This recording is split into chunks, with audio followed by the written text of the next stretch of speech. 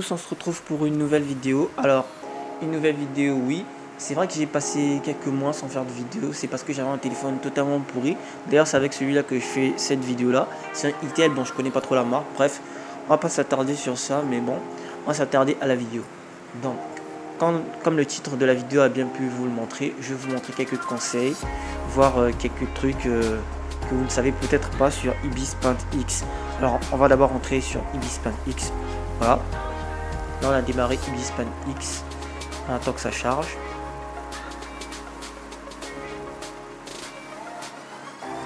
Voilà. Ma galerie. Ok.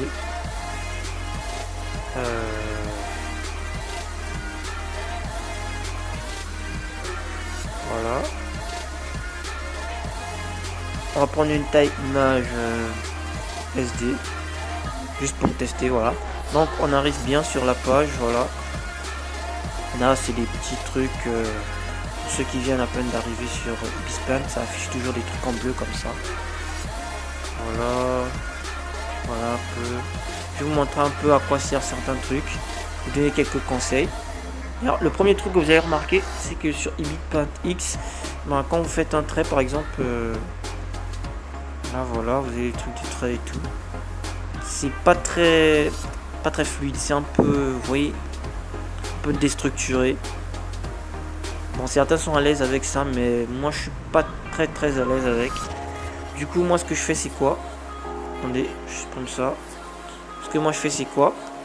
C'est que je viens ici, là, et ensuite je prends le stabilisateur et je le mets à 10, donc au fond, et j'active la fondue, forme du fondu doux, ouais. Je vous conseille de mettre en temps réel et non à après, parce que après ça fait ça. Quand vous mettez sur après, ça fait genre ça. Après ça modifie automatiquement, donc je sais pas trop si ça pourrait plaire à certains. Bref, moi je préfère mettre en temps réel, comme ça c'est plus structuré et tout. Alors ça affine les deux côtés parce que j'ai mis, bien sûr, parce que j'ai mis forcer le fondu. Si j'enlève ça, ben ce sera normal. Vous voyez, ce sera normal si je fais ça, voilà. Donc on peut forcer le fondu et tout. Voilà.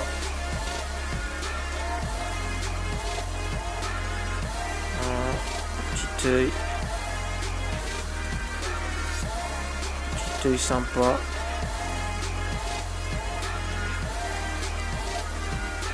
Voilà quoi. Bon, on va pas s'attarder tout sur ça. Donc il y a d'autres fonctionnalités, hein. Donc là c'est les calques. Là, vous voyez c'est les calques. Là il y a aussi un calque de sélection. Genre là je peux faire ça. Sélectionner toute une zone. Bref, on va agrandir un peu tout ça. Je sélectionne cette zone là. Et après, si je me trompe pas, je vais pouvoir la modifier. Bref. En allant ici, je vais pouvoir la modifier. En venant ici et en appuyant sur transformer. Et là, regardez. Ça a sélectionné ce que j'ai colorié en fait en bleu. Et maintenant je peux le déstructurer, le répéter si je veux. La perspective, je peux l'agrandir un peu, je peux faire ça. Voilà. Bref, on va pas non plus s'attarder trop sur ça. Et aussi ça. Donc je peux un peu déstructurer tout ça. Voilà. Mais bon, on va pas trop s'attarder sur ça aussi. Donc pour désélectionner, c'est simple, vous revenez ici et vous appuyez là. Et puis ça désélectionne automatiquement. Après vous pouvez revenir sur votre calque, là où vous avez fait le dessin, voilà. C'est un petit plus. Donc si vous voulez sélectionner une zone, genre là vous avez fait un dessin sur le premier calque, vous venez ici. Vous coloriez la zone que vous voulez modifier. Excusez-moi, là c'est la gomme. Coloriez la zone que vous voulez modifier. Si par exemple vous vouliez pas faire cette zone là par exemple, et ben c'est simple. Ah mince, je vais remettre le trait que j'ai mis là. Donc c'est simple, vous prenez la gomme et vous venez effacer cette zone là. Si vous voulez pas la sélectionner, c'est simple. Voilà, donc j'efface et puis voilà. Après vous revenez sur le calque d'origine et vous sélectionnez transformer. Et là vous voyez, je peux transformer, perspective, tout. Je peux activer ça pour la rotation et tout. Enfin, pour la rotation c'est ici. Je peux activer pour la rotation et tout. Après je peux désélectionner la rotation, ça fera plus tourner l'objet sélectionné. Bref, on va pas non plus s'attarder sur ça. Pour désélectionner, je vous ai dit, vous venez ici, vous cliquez là, supprimez la sélection, et puis voilà. Donc, toute autre fonctionnalité, donc vous avez ici le switch pour la gomme et le crayon. Là, vous avez transformé, baguette magique, lasso, filtre, forme, gomme, doigt, flou, pot de peinture, texte, diviseur de cadre, pipette, toile et autres. Donc la toile, c'est tout simplement pour faire un manga, donc vous faites la toile. Attendez, je vais supprimer ça, je vais un petit peu gommer tout ça. Voilà. Et je vais vous montrer en fait, voilà. Non. Je vais mettre ça sur la toile, changer la toile.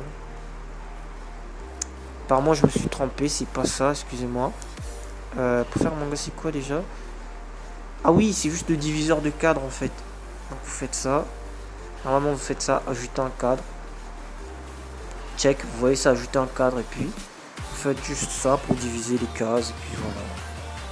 Vous faites votre manga tranquillement. Votre BD, votre manga tranquillement. Voilà. Vous faites ça tranquillement et après vous sélectionnez un autre calque. Donc là par exemple c'est le calque là où... Ah mince. Là c'est le calque là où j'ai mis toutes mes divisions et tout. Donc je vais prendre un nouveau calque en appuyant là. Tac. Un calque qui va être en dessous. Bien sûr. Ça va être en dessous comme ça il n'y aura pas de problème. Donc là et puis là je peux faire mes dessins et tout. Attendez. Genre je change l'objet. Voilà, crayon. Je vais faire mes dessins et tout. Mais on va pas trop faire de dessins. Parce que ça prend du temps et tout. C'est juste une présentation du truc. Pour vous montrer quelques conseils. Au cas où, voilà. Donc c'est comme ça que ça se fait, voilà. Donc on va un petit peu supprimer tout ça. Annuler, annuler, annuler, annuler. Et on revient là. Donc diviseur de cadre pour faire un manga et tout. Enfin voilà. Le lasso il sert tout simplement à sélectionner. Attendez, je vous montre. Genre là je vais mettre ça. Voilà.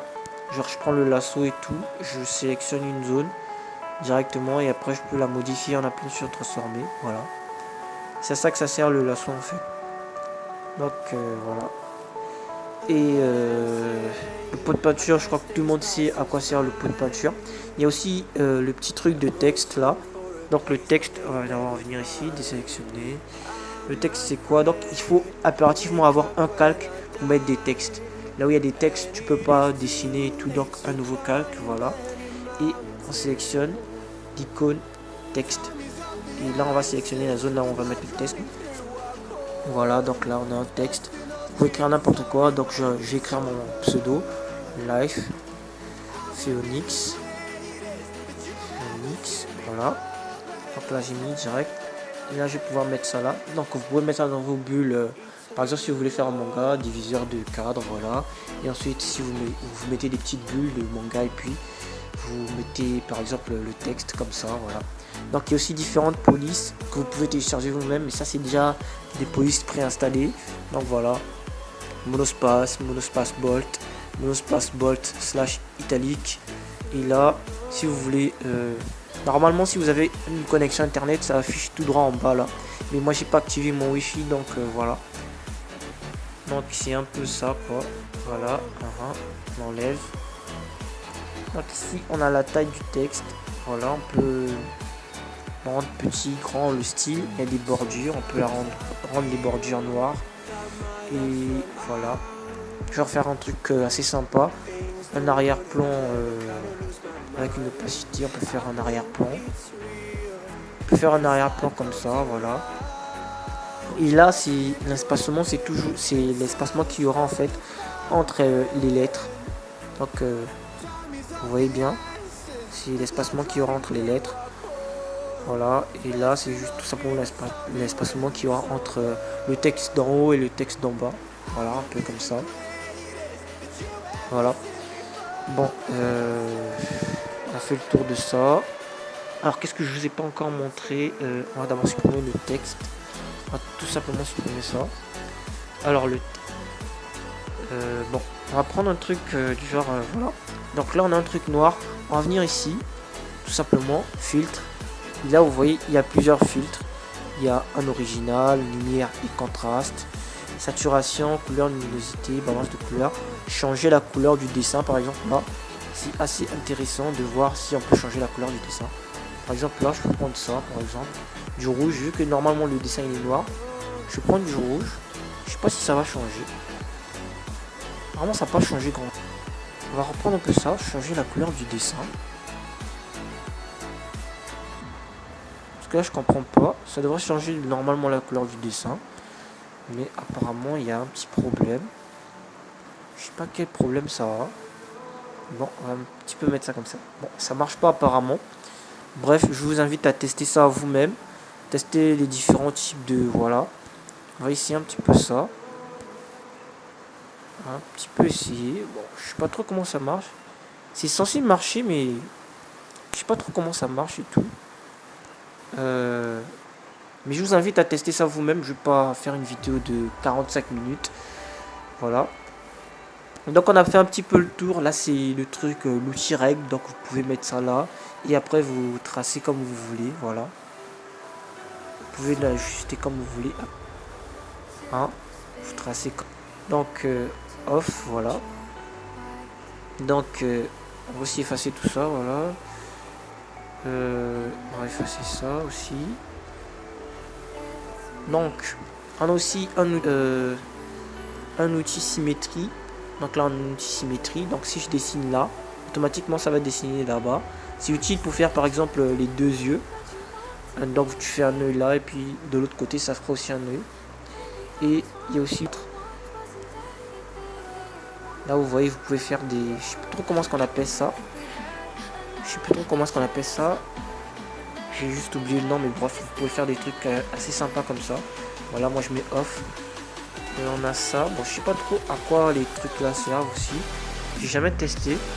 Mais bon, si vous voulez, je ferai une vidéo. Les règles de symétrie et tout. Je pourrais tester ça un jour, je sais pas. Bon, bref.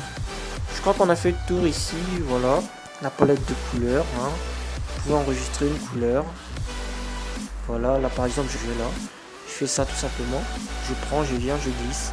Je prends, je viens, je glisse. Voilà quoi. Alors je reviens là, voilà. La palette de couleurs, les calques, on a déjà fait le tour des calques. Si vous voulez ajouter un calque, c'est tout simplement là. Ajouter un calque.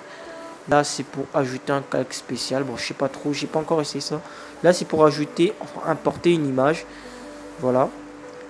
Et voilà.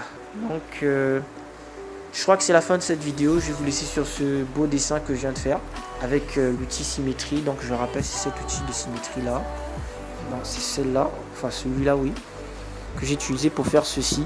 Donc c'est la fin de cette vidéo. N'oublie pas de t'abonner, de lâcher un like, de commenter. Si tu veux que je fasse une vidéo spécifique sur un truc d'Ibis Paint ou un tutoriel, n'hésitez pas à me le faire savoir dans les commentaires. Si vous voulez que je fasse une vidéo spécifique, vous avez juste à me le dire dans les commentaires. Et on va se retrouver pour une prochaine vidéo. Bye bye.